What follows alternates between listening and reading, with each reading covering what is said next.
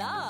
Your dream vacation to Bali starts from rupees 22,999 only with GT Holidays, South India's #1 travel brand. Hello and welcome to Galatta Plus. In this video review episode, we're going to be talking about Pari Elavazhagan's Jama. The film is an ambitious, solidly narrated drama about a street theatre troupe. This is Pari Elavazhagan's debut film and it is inspired by true events, and its title is Jama, which means theatre troupe. Knowing our Tamil cinema, there is the fear that this will turn out to be a lament about vanishing forms of traditional entertainment like the Kuthu, but instead the writer-director has made a dignified presentation of the art form and its cultural impact without a message inside. Whatever needs to be said is said through the story. For example, when a woman says that she was attracted to her husband because of the way he used to play female roles, you see a world where traditional ideas of what's masculine and what's feminine do not apply. The point about how much research has clearly been done is not thrust in our face,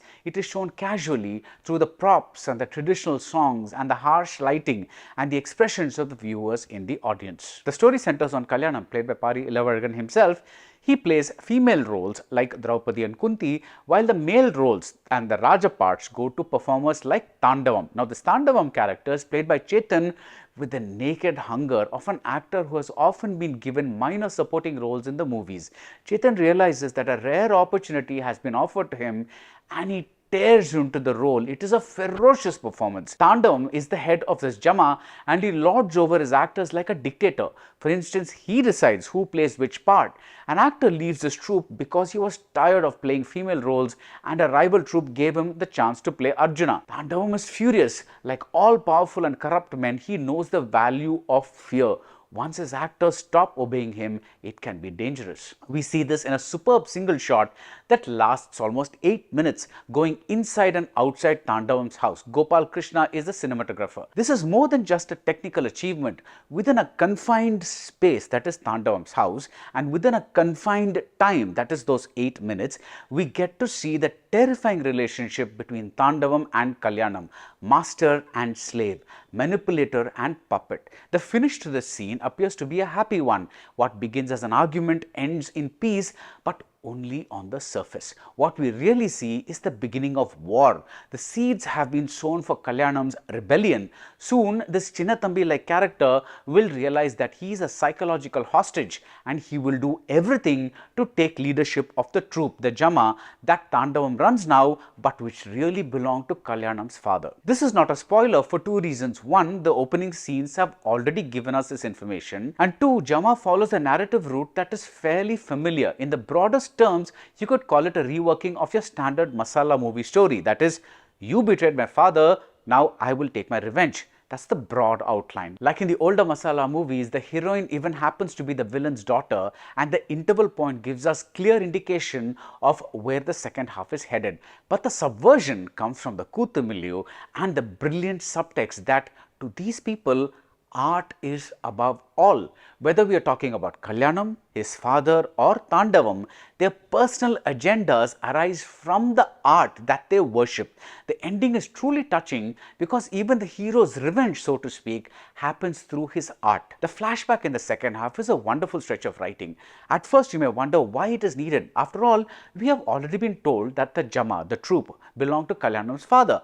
Why do we need to see the same thing visually as a series of scenes?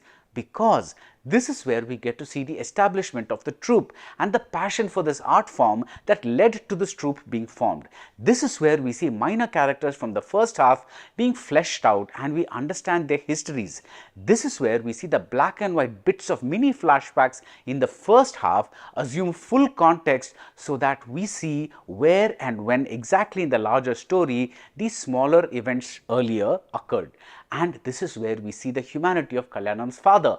When Kalyanam continues to associate with the man who has ruined his father, the father tells Kalyanam's mother, why should our enemies be his enemies as well? Let him lead his own life.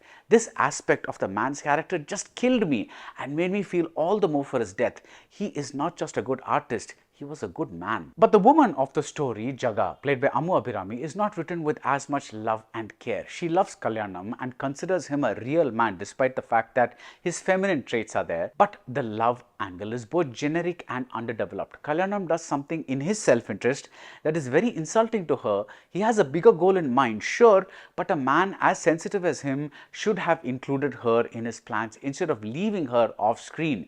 Her comings and goings are somewhat random. It's also not clear why someone as strong as she is does not question her father about the way he treats Kalyanam. This is the major issue in Jama. Some of the actors in key roles could have been better. Some of the key revelations, like why a man suddenly begins to support Kalyanam, could have been less rushed. The budget limitation is sometimes a spoiled sport, but at every point you can see the effort of trying something new. The emphatic storytelling style may not be new exactly, but it is linear, it is clean, it is filled with juicy drama and sometimes juicy melodrama, and despite the overemphasis at times, it works. I was hooked right from the opening shot with Kalyanam's painted face framed at the extreme right of the screen as he removes his makeup to the accompaniment of Ilayaraja's lovely eerie score. There is a genuine sense of choreography and composition in the frames, like the one where two men are having a heated conversation in a wide-angle shot where instead of seeing their faces, we register just their outlines against a giant sky. When Kalyanam's mother says he should stop doing kuthu, the background gives us a kuthu song that slowly fades out as if obeying the mother. And the character of Kalyanam is just beautiful. There are a few off moments in Pari Elavazhagan's performance. It's mainly a tendency towards overemphasis like in parts of Ilayaraja's score, but as a whole, Kalyanam is a completely fascinating mix of male and female. This is not a woke character who is going to choose to be addressed as they, them, etc. He is simply a man whose immersion in his art over the years, that is his female roles, has brought out his inner feminine side, and he is utterly comfortable with who he is. There is zero self-pity. There is no, why has God made me this way, even when macho men tease him. Kalyanam is so absorbed in his art that he can be no other way, and the closing stretch is thrilling proof of this absorption, this immersion.